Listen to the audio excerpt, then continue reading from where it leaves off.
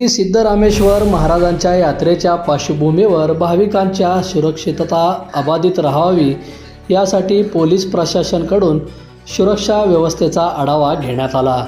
बुधवारी सिद्धेश्वर मंदिर परिसरात व्यापक स्वरूपात पोलिसाची मॉक ड्रिल राबवली।